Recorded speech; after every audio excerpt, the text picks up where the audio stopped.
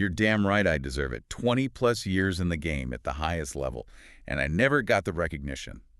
Man, you can just hear the unadulterated catharsis in his voice right there. Oh, absolutely. That is the sound of a man who just survived a 20-year roller coaster, Yeah. where the rungs of the ladder just kept breaking every single time he tried to climb. Yeah. That was Sami Zayn on June 27th, 2026, grabbing a microphone in Riyadh, Saudi Arabia, completely exhausted but holding the undisputed WWE Championship. Finally holding it. Right. Welcome to today's deep dive, everyone. We are looking at a massive stack of sources for you today. We've got wrestling news sites, some really detailed historical retrospectives, and highlight recaps straight from the promotion's own archives. And our mission today is really to unpack this incredibly winding, multi-decade journey. We are tracing a path from a guy wearing a pretty cheap mask in sweaty, untelevised gymnasiums, all the way to capturing the absolute top prize in the global sports entertainment industry at Night of Champions 2026.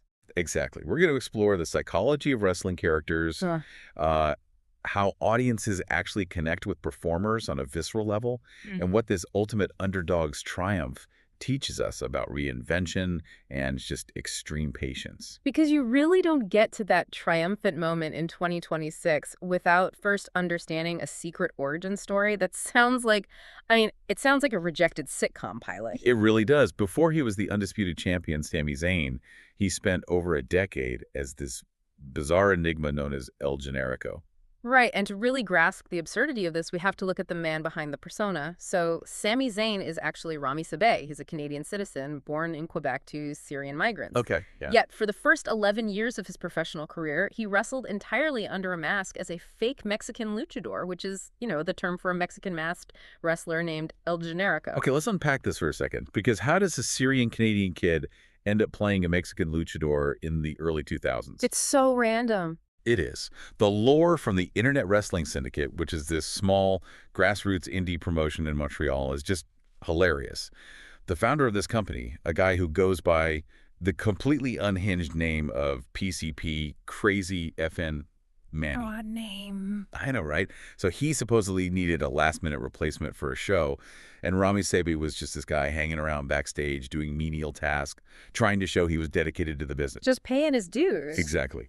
So Manny grabs a generic octagon mask, throws it onto Sabeh's head, and literally shoves him out through the curtain. And the retrospectives note that Sabeh just stumbled out there, performed a dive out of the ring, popped up, and frantically yelled, "Olé!" to the crowd. Straight. Total panic. But in that single moment, a legendary character, what they call the gimmick, was born. But what's fascinating here, and the sources really dig into this, is placing this within the broader historical context of professional wrestling. Right. The industry has a very long, very questionable history of what insiders call the fake countryman gimmick. Oh, this business has a wild track record with that. Huh. During the Cold War, you had American guys portraying evil, quote-unquote, fake Russians. You had the famous von Erich family, who were originally portrayed as villainous Germans. Yep.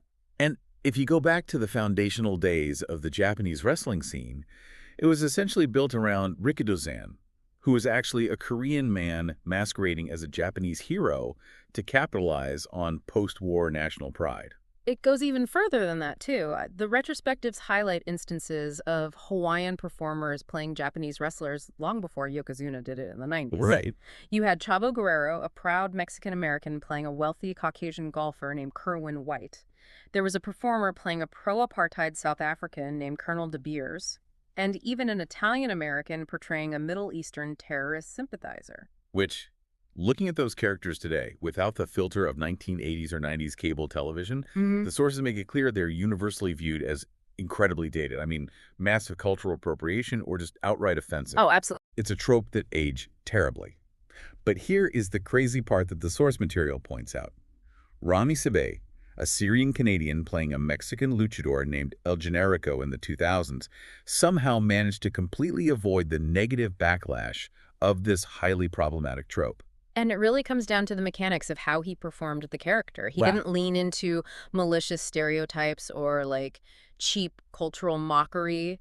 Instead, he played El Generico as a deeply vulnerable, almost silent movie clown. He spoke very little, relying entirely on exaggerated Charlie Chaplin-esque physical He comedy. was earnest. Very earnest, yeah. It makes me think of, it's like an actor in an improv troupe who gets handed the most ridiculous, borderline canceled prompt from the audience. And instead of playing it for a cheap, offensive laugh, the actor just commits to the bit with such raw emotion and physical dedication that it transcends the joke. That's a great way to put it. It becomes high art. He forged this deep, undeniable connection with the crowd just through his body language. But this brings up a massive question for you. When he finally gets signed by WWE, he is forced to drop the mask. Yeah, big turning point. Huge. Mhm. How does a guy who spent 11 years literally hiding his face become WWE's most expressive storyteller? Well, shedding that mask was the single most vital transition of his entire career. Stripped of that physical disguise, he had to learn a completely new skill set. He had to rely on his actual face, his eyes, and his vocal delivery to convey humanity. Which is terrifying after a decade of hiding. Exactly. The muscle memory of that silent movie physical comedy remained, but now it was paired with these brilliant microexpressions. And that unique combination is exactly what prepared him for the ultimate proving ground for any modern WWE superstar, which is the Bloodline storyline, and specifically entering the orbit of Roman Reigns. Okay, let's set the stage for you here because the contrast is stark. For Sami's first 7 years on the main WWE roster, the top-tier television shows, he barely sniffed the main event scene. Barely. He was a reliable performer, putting on great athletic matches, but he was decidedly mid-tier. He wasn't the guy on the promotional posters. Right, and the deep dive analysis from our sources frames working with Roman Reigns, who is, without a doubt, the undisputed poster boy and financial engine of the company, as a brutal crucible. A total sink-or-swim environment. Absolutely sink or swim. The mechanics of facing a megastar like Roman are dangerous for a lesser performer. Roman takes up so much of the spotlight and carries so much narrative gravity that if you don't have the acting chops to hold the audience's attention when you're standing next to him, you just look like an extra in his movie. The sources lay out a pretty harsh list of guys who sank in that exact scenario. Look at LA Knight. He had massive organic momentum with the crowds in the fall of 2023. He faces Roman at Crown Jewel, comes up short, and the analysis argues his momentum was severely blunted because he just couldn't match the cinematic weight of the story. Yeah, or look at Rusev, who was repeatedly made to look like an inferior second-rate talent when matched against Roman. Right. Even Cesaro, known as the Swiss Superman, had a high-profile physical masterpiece of a match with Roman in 2021.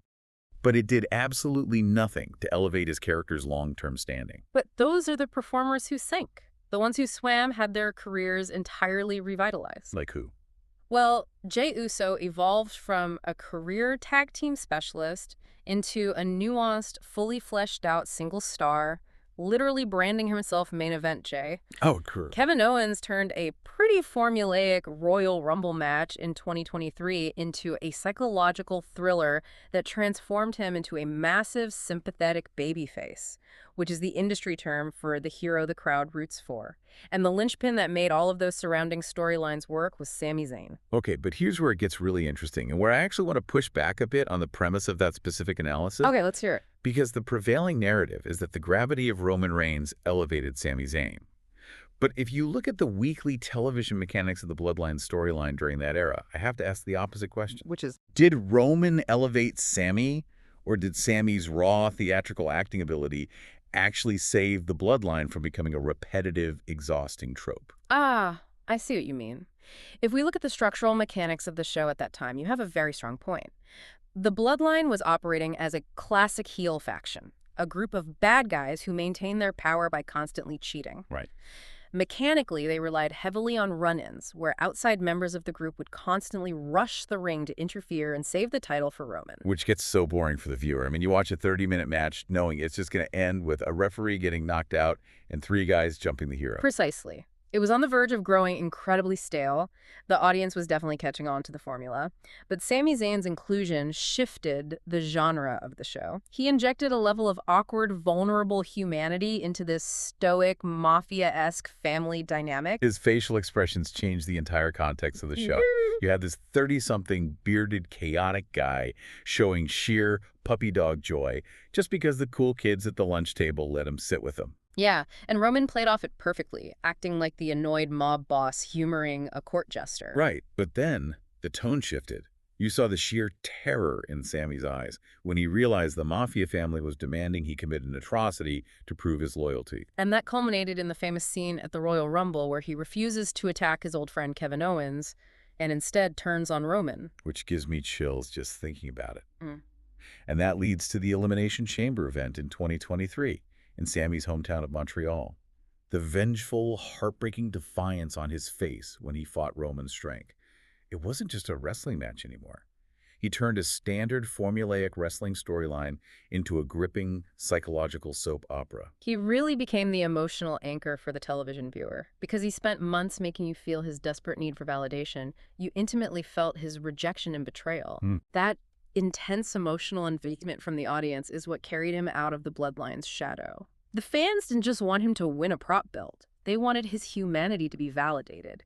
And that sets us on the direct path to the climax of this 20-year journey. Which takes us to June 27, 2026, Night of Champions, Riyadh, Saudi Arabia. Paint the picture for us because the stage here is incredibly highly pressurized. It is a triple threat match for the undisputed WWE Championship, meaning 3 men in the ring at once. First person to score a pinfall or submission wins it all. No rules, basically. Exactly, no disqualifications. You have Sami Zayn squaring off against 2 absolute titans of the modern era, Cody Rhodes, the incumbent face of the company, and Gunther, the physically dominant Austrian powerhouse. And we really cannot gloss over the context with Gunther here, because Sami had already slain that specific giant earlier in his career. Right, WrestleMania XL. Yes. Back at Mania 40, Sami was the man who miraculously ended Gunther's historic, record-breaking 666-day reign as Intercontinental Champion. So there is established history, deep psychological weight, and a very real sense of believability that Sami can survive against these monsters. And the mechanics of the match's finish are what ultimately seal the legacy here. It comes down to a sequence with Cody Rhodes. Cody sets Sami up for his finishing maneuver, the Crossroads. Which is devastating. It's a move that has put away everyone, but Sami relies on his veteran instinct. He counters the momentum, slips out of the hold, secures the pin on Cody, and the referee counts the 1, 2, 3. He wins. The guy who spent 2 decades as the bridesmaid, the indie darling who was told he was too small, too quirky, too weird for the corporate machine, finally reaches the absolute mountaintop. It's incredible. Our highlight reels show him dropping to his knees, completely overcome with raw emotion, celebrating in the center of the ring with his family, and his rider dies. And the statistical and historical weight of that 3-second pinfall cannot be overstated. According to the deep dives we reviewed, Sami Zayn breaking through that glass ceiling shattered several massive records. Oh, yeah? With that victory, he became only the second ever Muslim WWE champion in the decades-long history of the company, following the legendary Iron Sheik. And to follow the Iron Sheik, a foundational figure of the 1980s wrestling boom, is just monumental. That is a massive cultural milestone. Furthermore, he became the very first star of Muslim origin to achieve what the industry calls the modern WWE Grand Slam. Now, for those unfamiliar with the term, what are the specific mechanics of a Grand Slam in this context? So, to achieve the modern Grand Slam, a performer has to win a primary world championship, 2 specific secondary titles, which in Sami's case were the Intercontinental and United States Championships, and a Tag Team Championship. Wow. It is essentially the checklist for a complete, mathematically undeniable Hall of Fame caliber career. You have proven you can carry every single division in the company. As someone who loves tracking how cyclical the wrestling business is, the timeline of this victory is staggering to me. It has been exactly 13 years since another ultimate underdog archetype, Bryan Danielson, the guy famous for the massive yes chants, won the WWE Championship at the 2013 edition of Night of Champions. That's a crazy parallel. It is. Wrestling's a business built on protecting larger-than-life superheroes. But roughly every decade, the sheer willpower of the audience forces the corporate machine to reward the undeniable underdog who just refuses to quit. And this raises a deeply fascinating point about the specific narrative mechanics of how Sami won this title, because he didn't just pin anyone, he specifically pinned Cody Rhodes to win the championship. Right. And the backstage, behind-the-curtain psychological layers to that specific matchup are incredibly rich. Oh, this is the poetic symmetry that elevates professional wrestling from just a physical stunt show to brilliant theater. Let's look at the backstage reality. Yeah. In the developmental system of WWE, known as NXT, there is a legendary group of wrestlers affectionately known behind the scenes as Dusty's Kids. Named after the legendary performer, the American Dream, Dusty Rhodes. Right. In the final years of his life, Dusty transitioned into a developmental coach role. But he didn't just teach wrestling holds, he taught communication, acting, and connection. He mentored a very specific golden generation of talent. And Cody Rhodes, Dusty's son, is the one who actually coined the term Dusty's kids. Exactly. And the group includes modern icons like Roman Reigns, Seth Rollins, Becky Lynch, Bayley, Kevin Owens, and of course, Sami Zayn. So imagine the psychology here. Cody Rhodes is Dusty's actual biological son. And Cody has spoken very candidly in documentaries and interviews about the complex, difficult emotions he felt early in his career. He admitted to feeling intense jealousy. To put it in a real-world perspective for you, imagine being the son of a legendary CEO. You want to take over the company, but instead you are struggling in middle management. Ouch, yeah. Meanwhile, you have to sit back and watch a group of outside interns who your father personally mentored and clearly favored ascend to the executive board and become industry titans while you can't even find your footing. So what does this all mean for the match in Riyadh? You have a situation where Sami Zayn, the surrogate student heavily molded by the father, can only reach the absolute pinnacle of his 20-year journey by physically going through the biological son. It's so cinematic. It's like a legendary martial arts master who takes in an adopted street kid. Long after the master passes away, that street kid is forced to face the master's actual son in combat for the ultimate crown. It takes what is essentially a scripted athletic stunt show and layers it with Shakespearean levels of drama about legacy, mentorship, and family envy. Sami didn't just win a leather and gold belt, he resolved a decade-long narrative arc. And if we connect this to the bigger picture, that is exactly why this story matters to you, the listener, even if you have never watched a single minute of professional wrestling. Exactly. Sami Zayn's 20-year journey is an absolute masterclass in patience. It's about the sheer courage it takes to shed your old masks. Literally, in this case with El Generico, but figuratively for the rest of us. It's about not getting trapped in the gimmick that got you your first job and having the bravery to show your actual humanity. Right, he proved the enduring power of forging an earnest emotional connection with an audience. He was never the biggest guy in the locker room. Yep. He was never the chosen corporate face of the brand designed by marketing executives. But he made the audience care so deeply and so consistently over 2 decades that the billion-dollar machine had no choice but to adjust its plans and crown him. But the harsh reality of spending 20 years climbing to the top of the mountain is that, well, you are now standing alone at the top of the mountain. Everyone's gunning for you.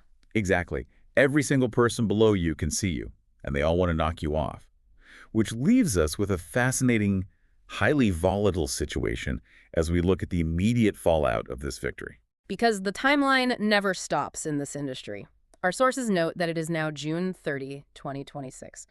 On the latest episode of Monday Night Raw, a massive new threat has emerged. Oh boy. Obafemi, a physically terrifying prospect, has just won the prestigious King of the Ring tournament.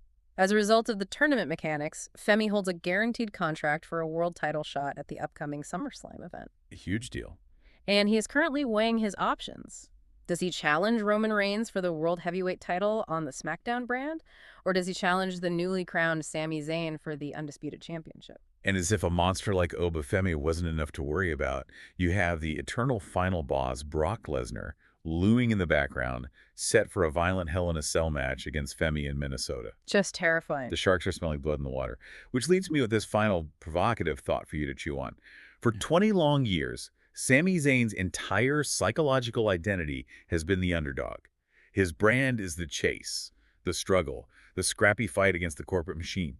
Right. But what happens to the psychology of an underdog when they finally hold all the power? How does the man who spent a decade obsessively chasing the title adapt to suddenly being the man that everyone else is hunting?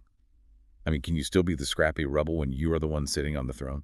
It is the ultimate test of character evolution in narrative storytelling. Surviving the climb is one thing, surviving the crown is another entirely. We will definitely have to see how he handles the massive target on his back as the summer approaches. Thank you for joining us on this deep dive into the sources, and we highly encourage you to keep exploring the hidden layers, the psychological mechanics, and the long-term storytelling behind the entertainment you consume. Because sometimes that chaotic 20-year winding path leads to a view that was absolutely worth the climb. We'll catch you next time.